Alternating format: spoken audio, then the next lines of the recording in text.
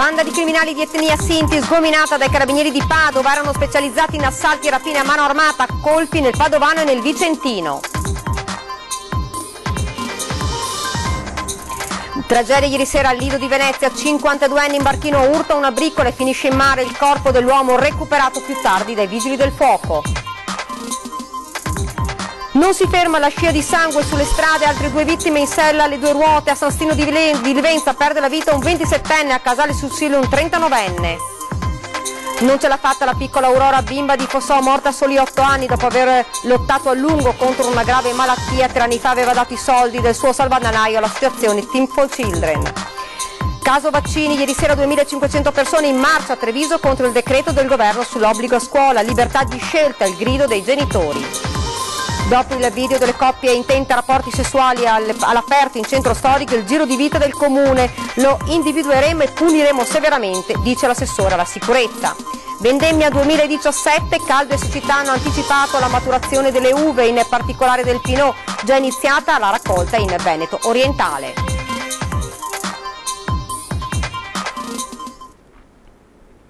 Ben ritrovati, prima edizione regionale dei notiziari di Antenna 3 Nord-Est, lo avete sentito dai titoli, in primo piano l'operazione dei carabinieri di Padova che ha portato a sgominare una banda di criminali di etnia Sinti, erano specializzati in assalti e rapine a mano armata, colpi nel Padovano e nel Vicentino, ma sentiamo in diretta telefonica per noi Filippo Fois. Sì, buongiorno. Dunque era un vero e proprio comando che agiva con violenza, con assalti che sono stati definiti paramilitari dai carabinieri, organizzatissimi, diversi esercizi commerciali tra le province di Padova e di Vicenza. 4 sono le persone finite in manette, tutte di etnia Sinti, residenti ad Arsiero, Villa del Conte, Bassano del Grappa e San Giorgio in Bosco.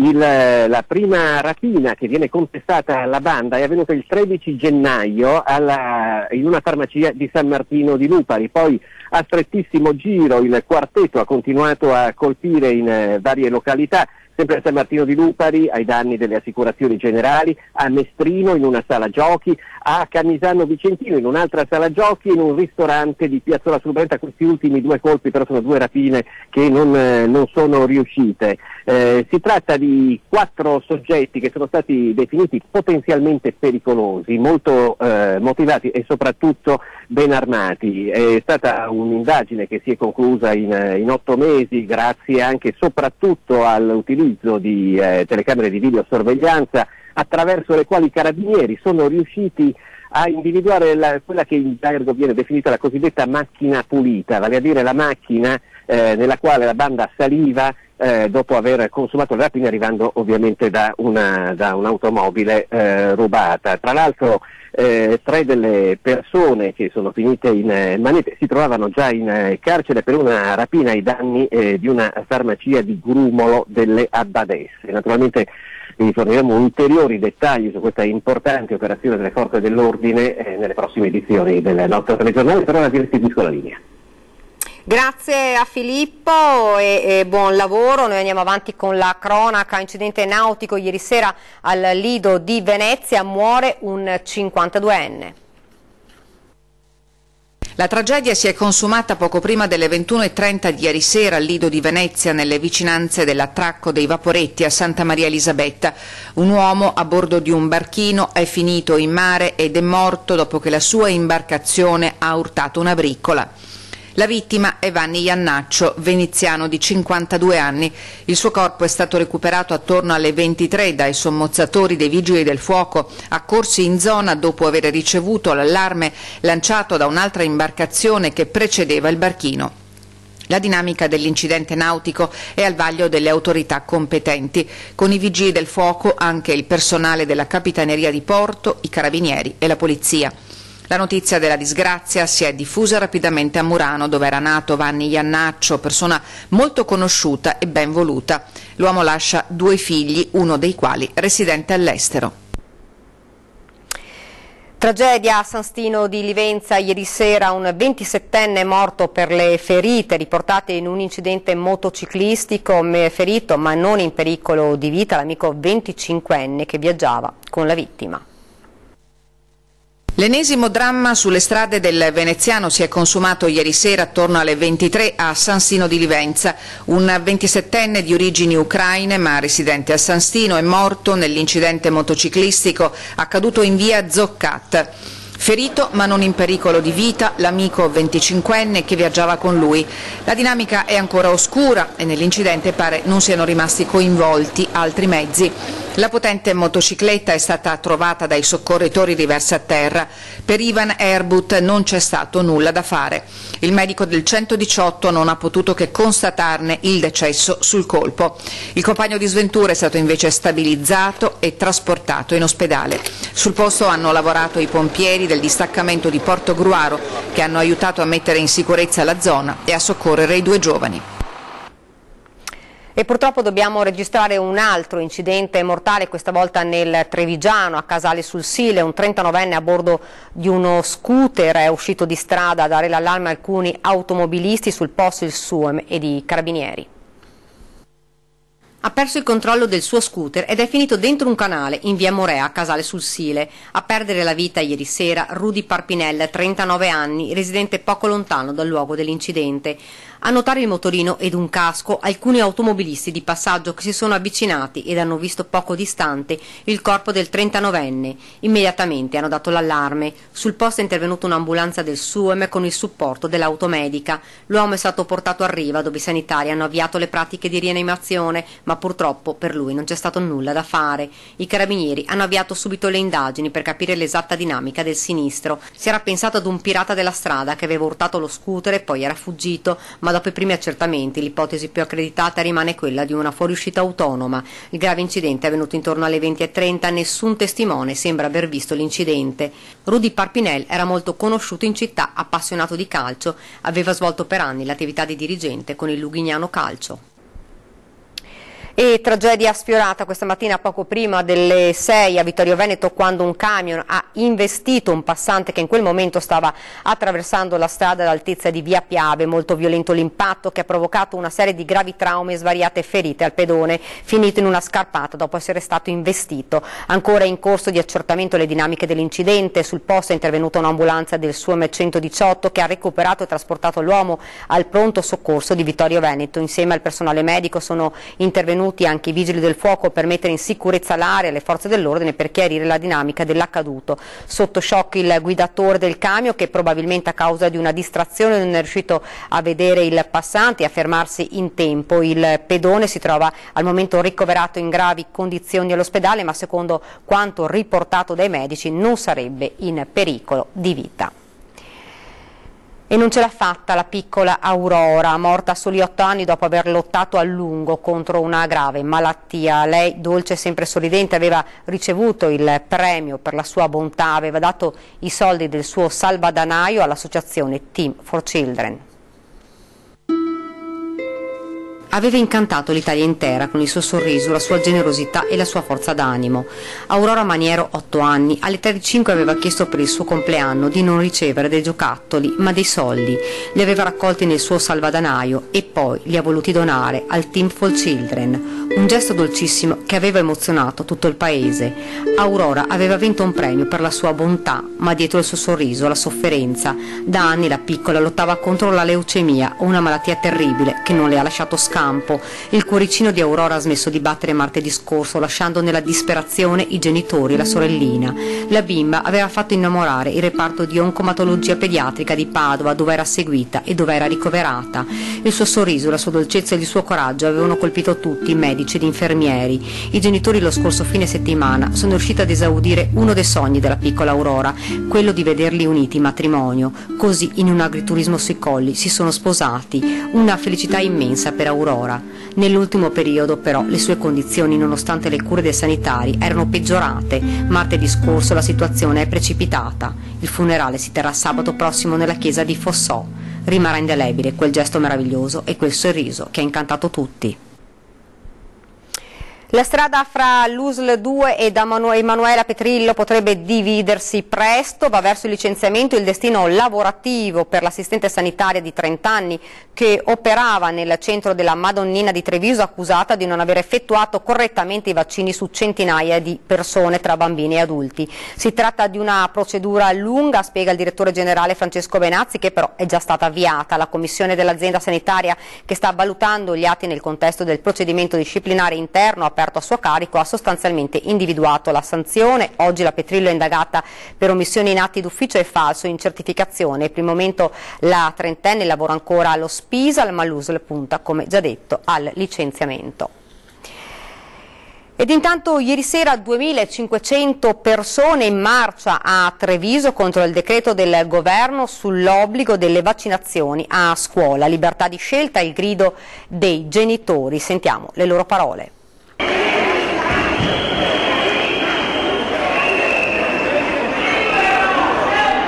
Perché qui stasera? Per la libertà di scelta? Lei ha figli? Sì, uno. Mi sono informata e voglio poter scegliere.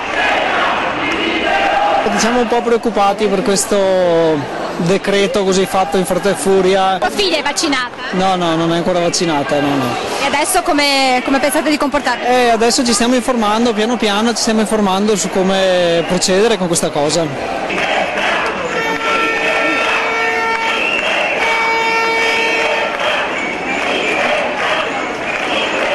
Penso che se i vaccini sono giusti, possono essere giusti, devono essere monocomponenti e io devo essere libero di scegliere se fare quello per il tetano, quello per la pertosse, non 12 insieme così.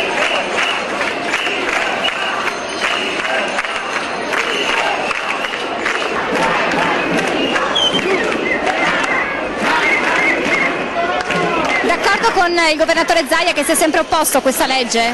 Assolutamente sì. Non vi piace l'obbligatorietà? Beh, assolutamente no, se siamo qua per quello è anche questo motivo qua evidentemente. Lei Ho una figlia, sì, di 10 anni. Vaccinata? No. Non ha il timore che possa venire? No.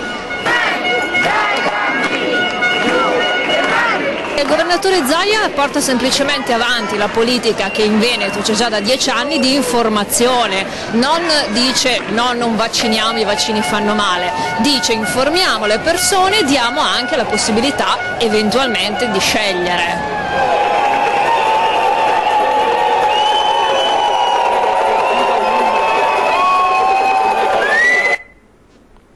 Operazione congiunta della Polizia Locale di Venezia e di Jesolo. Sentiamo di che cosa si tratta collegandoci telefonicamente con Tommaso Stoppa. Sì, buongiorno, siamo qui alla conferenza stampa che è ancora in corso, che sta dando conto di questa operazione congiunta iniziata alle 7 di ieri mattina tra la Polizia Municipale di Jesolo e quella di Mestre. Il problema è quello degli abusi che vendono in spiaggia a Jesolo, li conosciamo, ne abbiamo parlato molte volte, pochi però sanno che questi abusivi risiedono tutti tra Mestre, Spinea e Milano e quindi partono alla mattina con i pullman, alla mattina presto della TVO, dalla stazione dei treni di Mestre e vanno sulle spiagge di Jesolo. Cosa hanno fatto i vigili urbani? I vigili di Mestre si sono messi in borghese, sono saliti su questi pullman per identificare questi abusivi. Hanno avvisato telefonicamente i colleghi di Jesolo che hanno fermato i pullman lungo la Triestina per poter identificare questi venditori. Questi venditori non possono infatti essere spesso identificati sulle spiagge perché ogni volta che i vigili vanno a identificarli creano capannelli di una ventina di persone e quindi fanno assistenza e i vigili non sono in grado di procedere a queste operazioni. Invece fermandoli sui pullman sono riusciti a identificare questi 20 abusivi, su 3 pullman in tutto è stata ripetuta questa operazione, di questi 8 sono risultati clandestini, tutti e 20 venivano dall'Africa centrale, sono stati poi portati in cella di sicurezza a Venezia per le identificazioni in collaborazione con la questura. Per il momento è tutto, poi questa sera vi daremo ulteriori aggiornamenti su questa operazione. stop, andiamo avanti e torniamo a parlare del video shock delle coppie intente a fare sesso all'aperto in centro storico a Venezia. Immagini diventate virali sul web e che hanno scatenato nuove polemiche sul degrado. Da Cafarsetti il commento dell'assessore alla sicurezza Giorgio Deste. Queste scene lasciano perplessi, anche se è vero che, visto come gira il mondo, non ci si stupisce più di nulla. Controlleremo le telecamere e se li identificheremo li sanzioneremo pesantemente.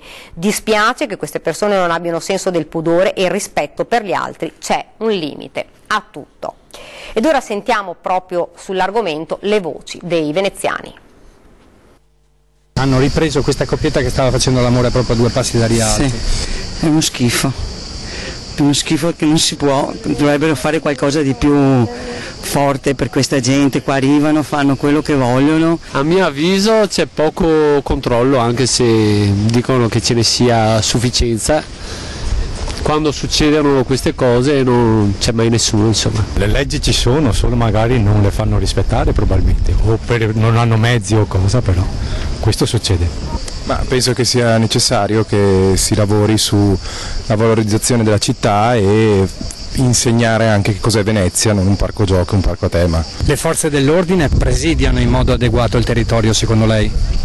Ma non penso sia solo una questione di forze dell'ordine, anche proprio di mentalità comune, sia dei turisti che degli abitanti della città. Non penso che col presidio delle forze dell'ordine si possa solamente con quello, ecco, risolvere il problema. È proprio la società che è cambiata, non c'è più rispetto per niente, per nessuno, non ci sono più limiti e tutti fanno quello che vogliono. Questo potrebbe succedere ovunque, anche perché se le persone bevono non sono coscienti di quello che fanno. Il degrado però, mi permetta di dirglielo, un po' lo si vuole. Quando si accoglie questo afflusso di gente bisogna anche programmarlo. Questi flussi turistici non sono ben organizzati in città? Per niente, non sono per niente organizzati, sono lasciati al caso. Senta, ma di questa coppietta cosa ne pensa? Ma io li metterei in galera una quindicina di giorni e una bella multa salata, oltre alla denuncia a lasciare in luogo pubblico e stato ubriachezza nel caso fossero ubriachi. Ci vogliono pene più severe? Ci vogliono le pene giuste e devono farle rispettare. C'è la pubblicità, rimanete con noi.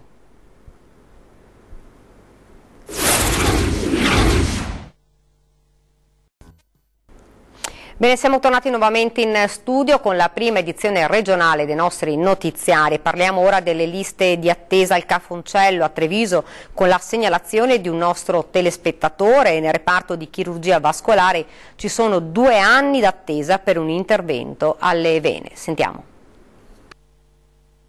Alla visita per la programmazione di un intervento di chirurgia vascolare per insufficienza venosa agli arti inferiori, un nostro telespettatore è rimasto basito. Deve operarsi, sì, ci vediamo tra 2 anni, questa è la lista d'attesa.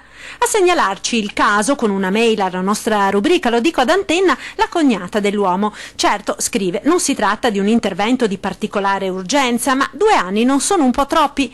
Risponde il direttore generale dell'ULS 2 della Marca Francesco Benazzi, alle prese in queste ore anche con un'altra grana dopo le lamentele di diversi utenti, quella del reparto di geriatria del Cafoncello. Noi stiamo sostanzialmente riorganizzando tutto il polo della vascolare. È chiaro che gli interventi della vascolare vanno dagli aneurismi dell'aorta addominale, quindi molto importanti, agli interventi della carotide, che sono altrettanto importanti, quindi che devono essere fatti velocemente, a poi a una chirurgia ambulatoriale minimale, che sono lo stripping delle vene. Su queste noi abbiamo tempi lunghi.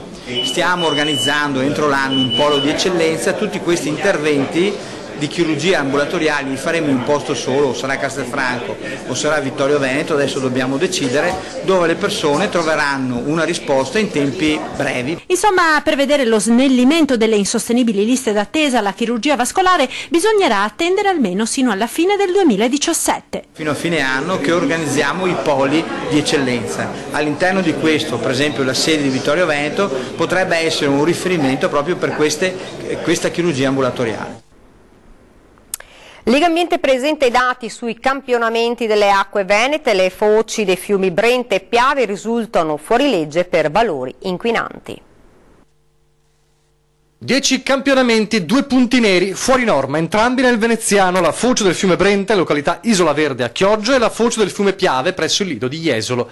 Nero su bianco è il bilancio del monitoraggio svolto dall'equipe tecnica di Goletta Verde, la campagna itinerante annuale di Lega Ambiente. I prelievi e le analisi sono stati eseguiti dal laboratorio mobile il 3 e 4 agosto e i parametri indagati sono microbiologici, enterococchi intestinali e Escherichia coli, e sono considerati come inquinati i risultati che superano i valori previsti dalla normativa sulle acque di balneazione vigente in Italia e fortemente inquinati quelli che superano di più del doppio tali valori.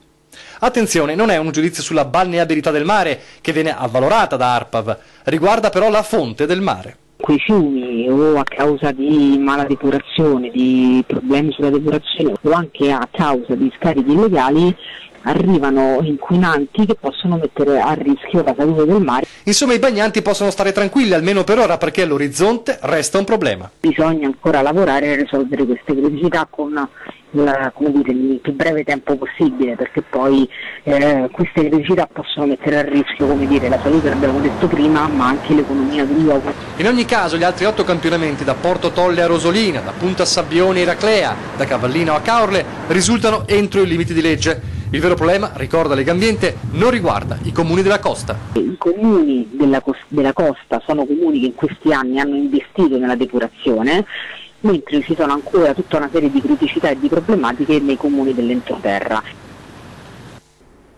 Ed ora spostiamoci lungo le vigne del Veneto orientale, perché da ieri sono iniziate le prime vendemmie. Caldo e siccità hanno portato con un largo anticipo alla maturazione delle uve di Pinot, una varietà che sta iniziando a fare concorrenza al Prosecco.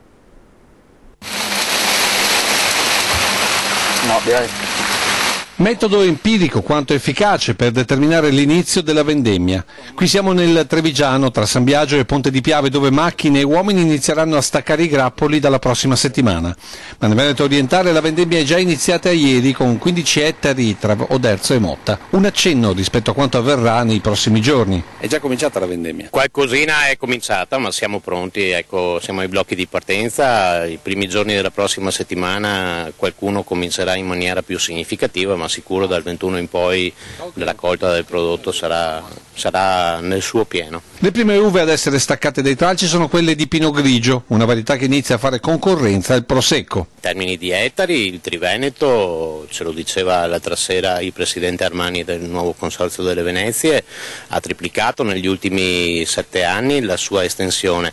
Dai 10-11 mila ettari ci siamo posizionati in una estensione di 32.000 ettari circa, una varietà che sposa il gusto internazionale, però sappiamo che non il nostro, perché per oltre il 70% va all'estero. Perché i nostri viticoltori, sebbene sappiano che il Prosecco sia attualmente il prodotto vincente, puntano a diversificare. Un'azienda, dal mio punto di vista, non può vivere solo di monocoltura. Cioè non si può vivere solo di Prosecco?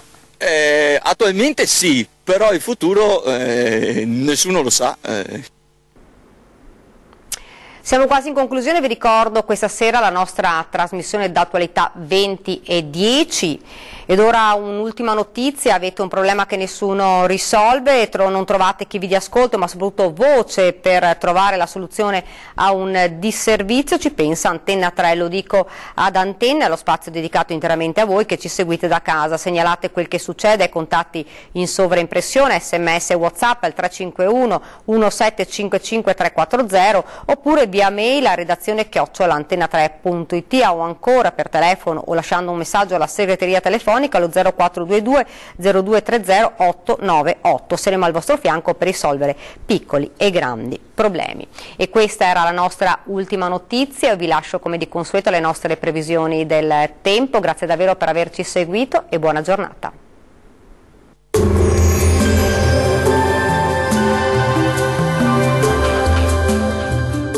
Acqua Estate, annuale Venezia, il parco acquatico per famiglie e ragazzi. 8 piscine, idroscivoli, animazioni. Acqua Estate è annuale Venezia. Un fronte instabile proveniente dalla Francia porta un tempo spiccatamente instabile sulle nostre regioni, con possibili fenomeni anche violenti. Vediamo il dettaglio.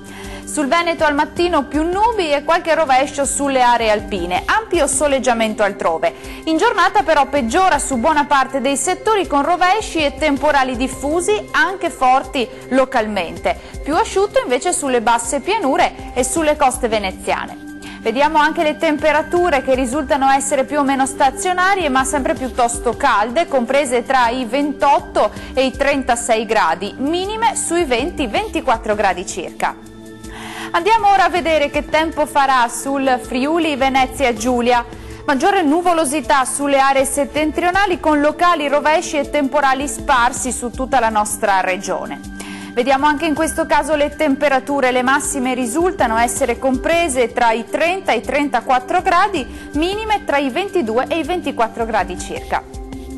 Come di consueto concludiamo con il Trentino Alto Adige, anche qui peggiora il tempo, rovesci e temporali diffusi sin dal mattino ma più intensi nelle ore pomeridiane e serali. Vediamo le temperature, le massime risultano essere in calo tra i 26 e i 27 gradi, minime attese sui 19 e 20 gradi circa. Il mare sarà generalmente poco mosso, i venti moderati sudorientali. Dal meteo di Antenna 3 per ora è tutto, arrivederci!